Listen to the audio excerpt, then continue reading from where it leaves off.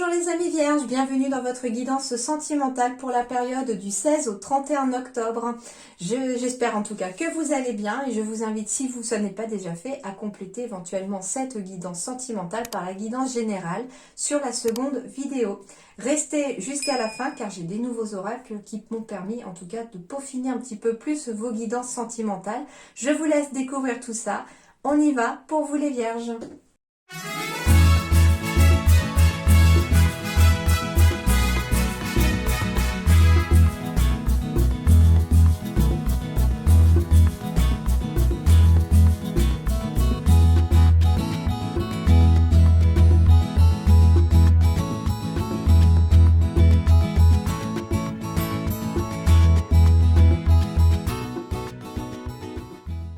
Alors, les vierges, le premier message que l'on me donne, il s'agit ici d'un parent, d'une mère ou d'un père, hein, parce que je ne sexualise pas non plus dans la guidance générale, sentimentale, les cartes. Du coup, on me parle ici d'un père ou d'une mère qui, finalement, s'inquiète peut-être pour son foyer, pour ses enfants. Et on me dit que vos peurs et vos doutes ne sont pas fondés sur le plan familial ici, d'accord? Donc, vous n'avez pas à craindre. Deuxième chose, on me parle ici peut-être, c'est étonnant parce que je me rends compte ici peut-être plus pour un homme, mais ça peut être une femme aussi, qui finalement a des doutes, des peurs sur le fait d'apprendre peut-être que son partenaire, d'apprendre une grossesse en fait, soit vous allez apprendre que vous allez être père ou que vous allez être mère, et finalement par rapport à cette grossesse, hein, parce que j'ai quand même les petits œufs ici, on me dit que vos peurs et vos doutes ne sont pas fondés. Donc ça veut dire que vos inquiétudes sont inutiles, que vous n'avez pas à vous en faire, que tout ira bien, que en tout cas cette situation est protégée et qu'elle est un petit peu comme un cadeau de l'univers. D'accord? Donc on me parle voilà, d'une figure de parent qui s'inquiète soit pour sa famille qui est actuellement en train d'exister, hein, voilà, son foyer, ainsi que ses enfants si vous avez des enfants. Et on me parle d'une figure parentale aussi qui est inquiète quelque part de l'avenir, parce que peut-être qu'un enfant n'était pas prévu, peut-être qu'on s'inquiète dès le départ parce qu'on apprend que voilà, il va y avoir un bébé et qu'on est un petit peu inquiet. Donc je vous rassure, les guidances sentimentales pour moi elles sont surtout le plan social, c'est familial, amoureux bien entendu, mais aussi amical. Donc je donne tous les messages que je reçois sur le côté humain et relationnel, d'accord? Donc voilà. Alors, maintenant, de façon voulue aussi, hein, on me parle peut-être d'avoir des doutes, des peurs sur le fait d'avoir un projet, soit d'emménager ensemble, soit de fonder sa famille ici. J'ai la figure ici d'un père ou d'une mère qui a un petit peu peur de l'avenir quelque part. On a peur de se lancer dans ce projet-là, mais on vous dit que n'ayez pas peur, tout ira bien. D'accord? En plus, ouais, juste derrière, ça reconfirme ici, hein. On parle... Ah, d'accord. On parle ici de quelqu'un qui apprend peut-être qu'il va devenir parent après avoir vécu une histoire qui n'était que physique en fait. Et cette histoire, elle s'est déjà séparée, hein. On est déjà séparés, c'était une histoire éphémère. Et on apprend, soit on va devenir père, soit on va devenir mère en tout cas, en lien avec cette relation d'un soir entre guillemets, d'accord?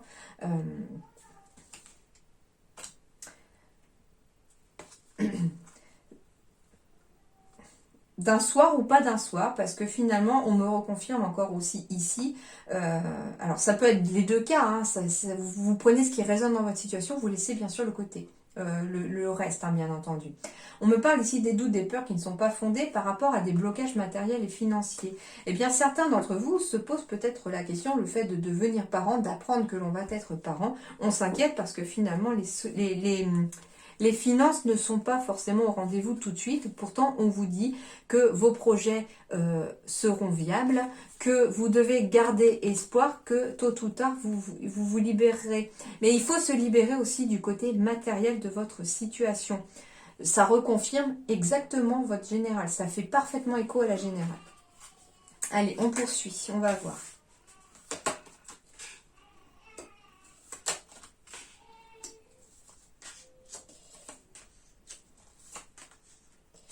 Alors, j'ai plusieurs messages qui me viennent. La première, on me parle d'une personne qui justement apprend une grossesse ici et on me dit ici qu'il va falloir prendre une décision en son âme et conscience ici par rapport en plus au fait d'avoir peut-être des addictions.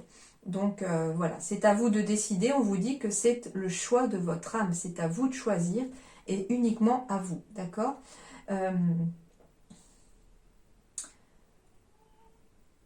On me dit aussi attention aux dépendances entre guillemets malsaines, surtout si vous souhaitez concevoir un enfant. Ici, on me dit qu'il va falloir choisir peut-être voilà, entre une addiction ici et le fait de vouloir un enfant. Peut-être que l'une bloque l'autre, hein, en tout cas. Voilà, on me parle aussi ici d'une nouvelle personne qui arrive ici dans votre vie. Ça va concerner en tout cas une personne qui est séparée, mais qui est toujours dans cette dépendance affective avec son ex. Et pourtant, on me dit ici... alors, enfin, c'est bizarre parce qu'on me parle d'une dépendance affective, soit avec un ex, soit avec directement son partenaire. On est vraiment dépendant l'un de l'autre, mais pourtant, il manque un certain dialogue. On se sent seul dans cette relation. C'est silence calme, c'est silence, on se sent isolé. Et on me dit que cette nouvelle rencontre, ça va dépendre de vous, en fait, cette nouvelle rencontre. On me dit soit vous allez décider de rester fidèle, entre guillemets, et que ça reste une amitié parfaitement sincère, soit ça peut devenir plus, bien entendu. Mais ça, on vous dit que c'est vous qui avez le choix. Donc ici, c'est clairement la carte aussi du libre arbitre, hein, d'accord. Le choix et l'issue dépendra seulement et uniquement de vous. On me parle aussi que si vous avez un projet de vie en commun, un projet de naissance, de grossesse, etc., attention à la non-communication. Peut-être qu'il y en a un qui ne se sent pas épaulé dans ces démarches, dans ces projets-là, des projets qui se font à deux, et on a l'impression peut-être que ici il y a un projet qui se fait tout seul, hein, d'accord. Oui, pour d'autres, tout simplement, on me parle aussi d'une rencontre avec peut-être son bébé d'ici les 3 mois qui arrivent. D'accord. J'essaye de voir un petit peu vraiment si j'ai d'autres messages, mais je n'ai pas l'impression d'en recevoir davantage ici.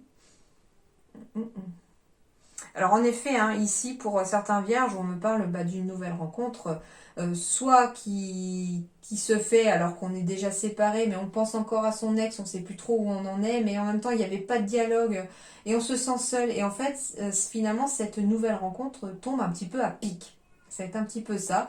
Et cette rencontre pourrait, en effet, hein, soit être une simple amitié, soit être plus que ça, suivant ce que vous allez choisir. Mais on pourrait aussi avoir une configuration un petit peu de triangulaire aussi à la suite de ça, parce que j'ai bien une nouvelle rencontre, hein, pour une personne qui se sent peut-être seule dans son couple, dans sa vie en commun, hein. Ici, on est quelque part dépendant de l'autre pour une raison. Ça peut être une dépendance matérielle aussi, hein. On se dit que si on part, peut-être que financièrement, voilà, peut-être on est sans emploi, on n'a pas, enfin, il y a quelque chose en tout cas qui bloque. C'est pour ça aussi que j'avais le blocage matériel et financier pour certains. On est peut-être bloqué pour une décision à prendre au sein de son couple, parce qu'on sait que si on s'en va, on ne sait pas derrière ce qu'on va recevoir, ce qu'on va avoir et comment on va s'en sortir. Ça peut être aussi, voilà, comme je disais, une personne qui a peur parce que finalement, financièrement, on ne sait pas comment on va s'en sortir, mais que peut-être aussi il y a des enfants, il y a un bien immobilier aussi, et tout ça, on se pose beaucoup de questions, hein. Pourtant, je sens une personne ici qui ne se sent pas à sa place dans son couple, ou qui ne se sent pas heureuse, qui a vraiment cette grosse envie de passer à autre chose, mais qui finalement a cette énorme peur qui la freine. Alors les vierges, j'ai beaucoup de belles surprises qui arrivent ici. Alors certaines surprises pourraient avoir lieu lors d'un déplacement. On me parle d'une surprise aussi en lien avec une distance géographique. Donc ça peut être aussi quelqu'un qui vous fait une surprise pour un voyage, qui vous envoie quelque part pour une surprise en tout cas. Une surprise qui va vous permettre de vous éloigner ici, peut-être du tracas du quotidien, des soucis de la routine, etc.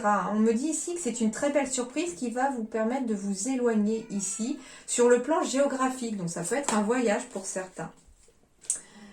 On me parle d'une autre personne qui perturbe la relation, mais pas forcément du sens négatif. Hein. C'est ça que je disais aussi tout à l'heure comme ressenti avec une nouvelle personne qui est arrivée pour certains d'entre vous, qui est une surprise de l'univers, comme si cette personne allait être là un peu comme un électrochoc pour vous réveiller.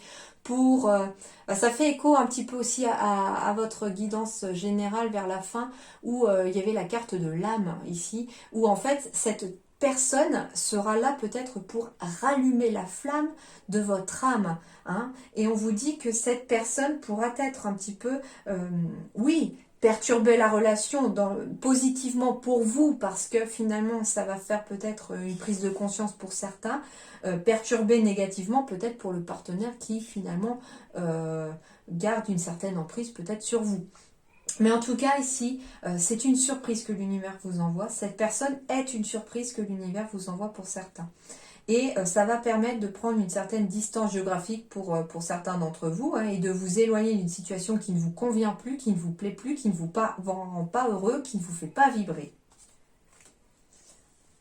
J'ai bien une rencontre par un moyen de télécommunication. Alors, ça peut être par les réseaux sociaux, ça peut être par une rencontre par, comment dirais-je, site de rencontre, bien entendu. Hein. D'où le fait qu'il y ait une distance peut-être géographique aussi entre deux personnes, parce que finalement, la relation commence peut-être, il se peut qu'on se soit rencontré aussi comme ça par le biais d'une personne, ou bien que quelqu'un... J'avais l'aide d'une tierce personne dans votre général, ce ressenti revient encore ici, qu'une personne pourrait vous mettre en relation avec une autre personne, que ça matche parfaitement et qu'au départ, on n'est en contact que par téléphone, que par message, que par mail, etc. Parce qu'on n'habite pas forcément l'un à côté de l'autre. Hein. Et on vous dit en tout cas que les vierges, il va falloir vous éloigner de tout ce qui est mensonge. Que ce soit des mensonges qui vous sont faits à votre égard par une tierce personne, ou que ce soit vous-même qui vous mentez à vous-même. C'est-à-dire que voilà, on se dit peut-être que tout va bien, on se met un masque, je vais bien, alors que finalement derrière, il n'y a pas forcément quelque chose qui va. D'accord, donc ne portez pas le masque de tout va bien si ça ne va pas. Soyez parfaitement vous-même. On vous dit aussi que lors de cette nouvelle rencontre, pour certains d'entre vous, soyez vous-même. Ne mentez pas par exemple sur votre âge. Ne mentez pas pour que la relation, les guides me disent que que la relation soit basée sur des bases solides et saines, afin de permettre une relation stable et durable et épanouissante pour vous en tout cas. Voilà déjà ce que j'avais à vous dire à travers, que les guides avaient à vous dire à travers moi.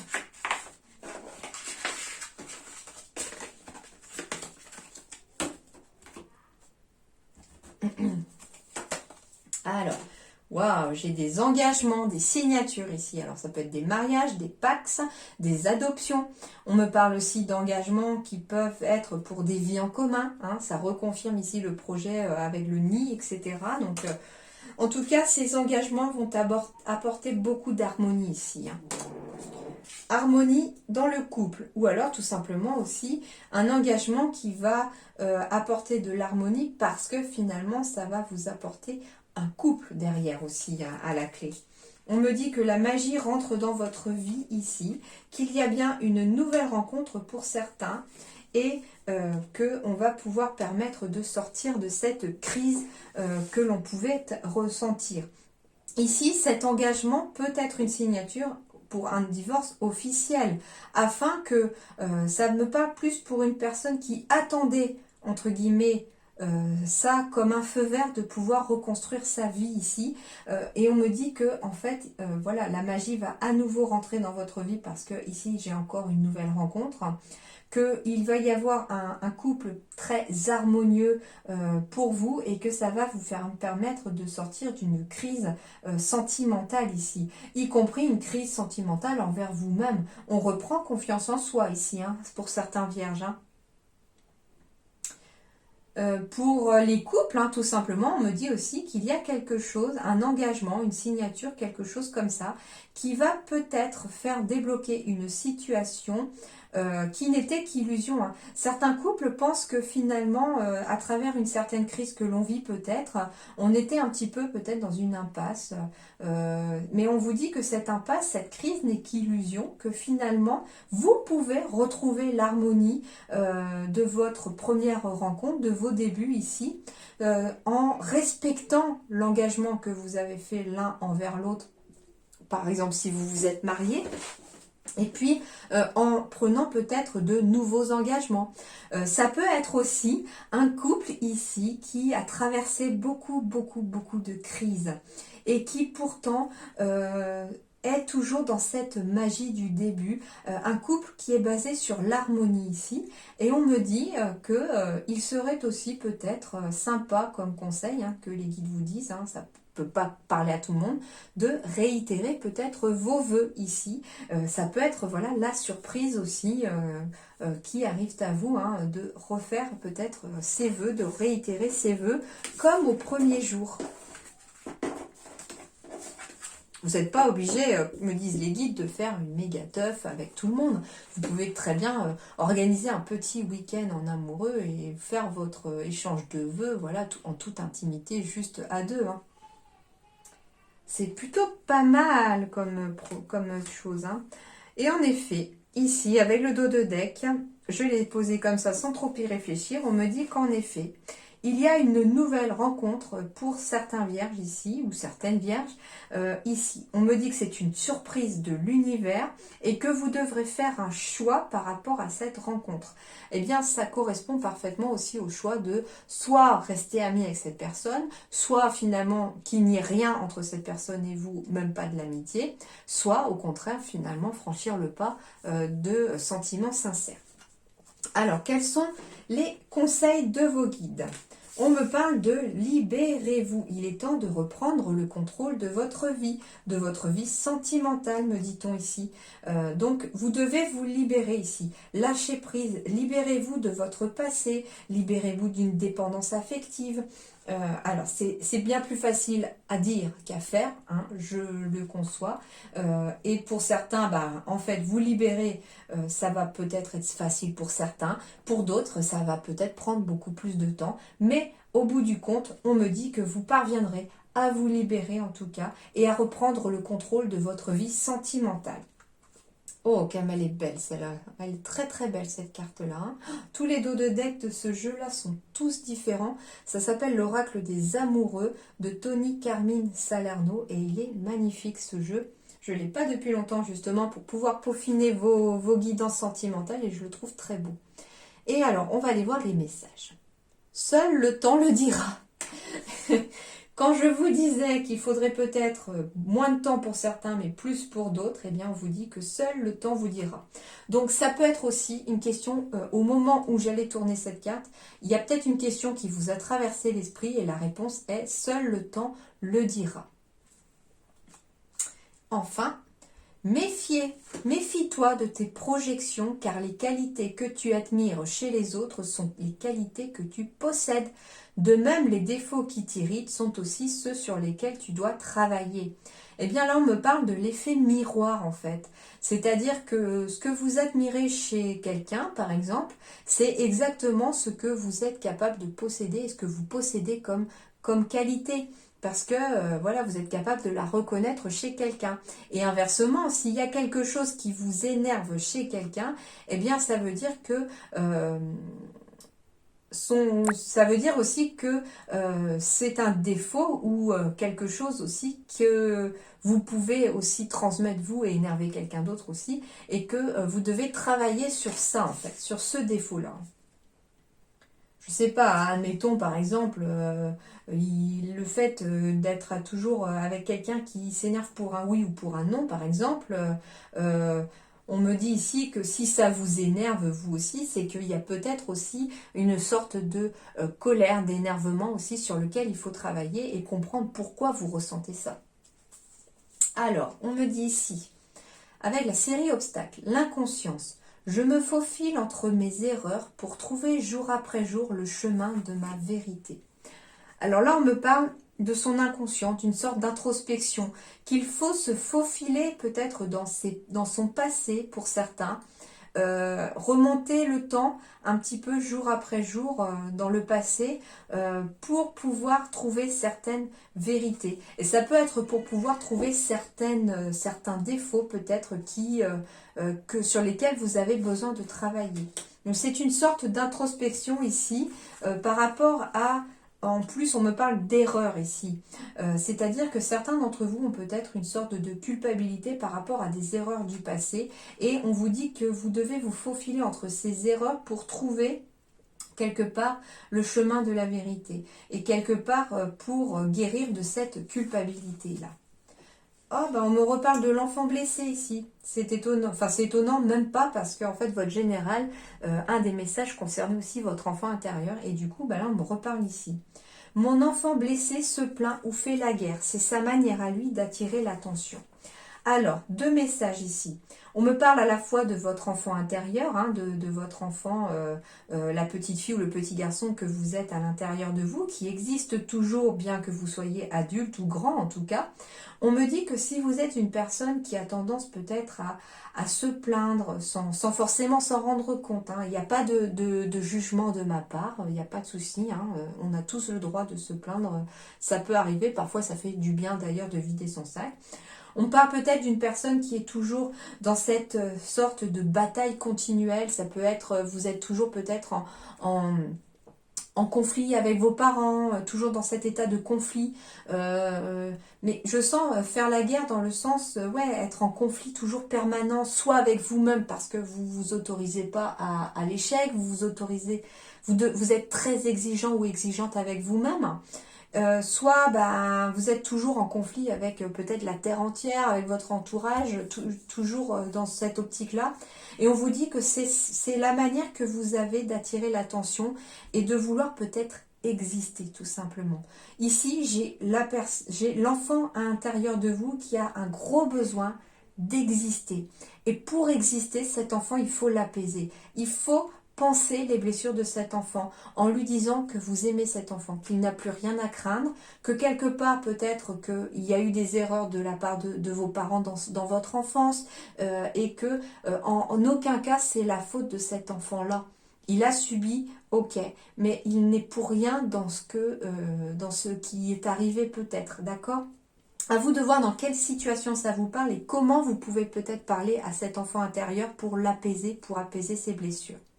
Deuxième message que je reçois, c'est si vous avez un enfant vous-même qui se plaint tout le temps ou avec qui vous êtes en conflit permanent. Mais en conflit vraiment, un rien peut déclencher peut-être une colère chez cet enfant. Un rien peut faire que cet enfant rentre directement de front avec vous. On me dit ici que c'est la manière qu'a cet enfant d'attirer son attention, d'attirer votre attention pour exister. Je pense que cet enfant a un gros besoin d'être réconforté, d'être apaisé. Il y a une blessure qui est là et qui date peut-être de sa petite enfance. Ça peut être le divorce des parents, par exemple. Ça peut être l'arrivée d'un petit frère ou d'une petite sœur qui a finalement éveillé chez cet enfant un sentiment peut-être de rejet sans le vouloir de votre part. C'est parce que finalement, quand un enfant est un peu plus grand et qu'il a un petit frère ou une petite sœur, pour beaucoup, il y a quand même un sentiment de jalousie qui peut naître parce que finalement, papa et maman s'occupent beaucoup du bébé.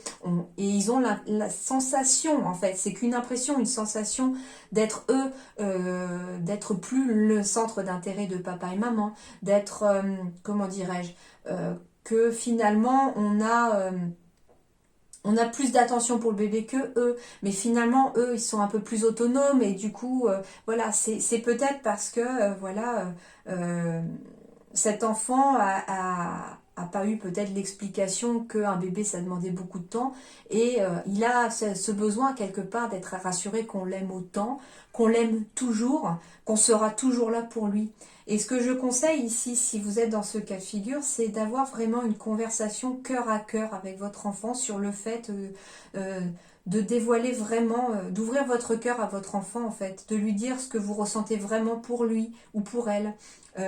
d'apaiser un petit peu la blessure, de lui dire, bah écoute, si à un moment tu t'es senti peut-être rejeté, peut-être que tu as pensé, parce que, je sais pas, papa, maman travaillent beaucoup aussi, que tu as pensé que le fait qu'on soit beaucoup au travail, on n'avait pas beaucoup de temps à t'accorder, tu as peut-être pensé qu'on ne t'aimait pas alors qu'en fait on t'aime beaucoup, voilà, donc vous prenez ce qui résonne dans votre situation, bien entendu, et puis voilà, il n'y a pas de jugement derrière ce que je peux vous dire. C'est juste un conseil des guides ici pour un parent.